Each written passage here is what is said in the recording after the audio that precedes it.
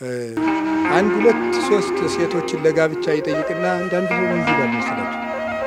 እኔ በቃ እንደው በቃ በተፈጥሮዬ ሰው ይንቀኛል ብሎ ያስባል ማለት ነው። ወይ ጋኔን አለብኝ መሰለኝ።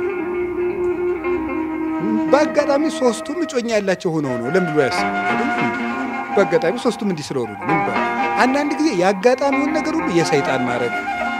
አንድ አባት ምን አሉ? ዳቦ ሊቆረስ ስንል የዝክር ተንከባሎ ወደቀ፣ እጃቸው ነጥቆ። አይ አሁን የሚኮ እግዚአብሔር አልፈቀደም ሊባል ነው አሉ። ችግሩ የምን ነገር ነው? ያያያዝ ነገር ነው። በቃ ምንድነው? እግዚአብሔር ሳይፈቅደው ነው ምናምን ማለት። የራሳችን ንዝላልነት ሁሉ እግዚአብሔር ሳይፈቅድ ቀርቶ ነው አይባልም። እኛ የምንጥረው ነገር እግዚአብሔር ሳይፈቅድልን ሰይጣን ቆሞብን አይደለም።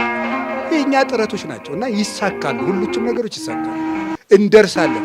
ደግሞ ጌታችን ኢየሱስ ክርስቶስ እንራመድ እንጂ ከቤተ ሳይዳ ብቻ እንውጣ እንጂ ማለት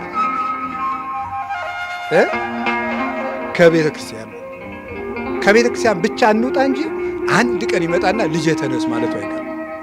ያስነሳል። እቤቷ እዚያች ቤተ ሳይዳ ግን አለመውጣት፣ አኩርፋችሁ ጸሎታችሁን አለማቋረጥ ነው። በጎ ስራን አለማቋረጥ ይሄንን ነው።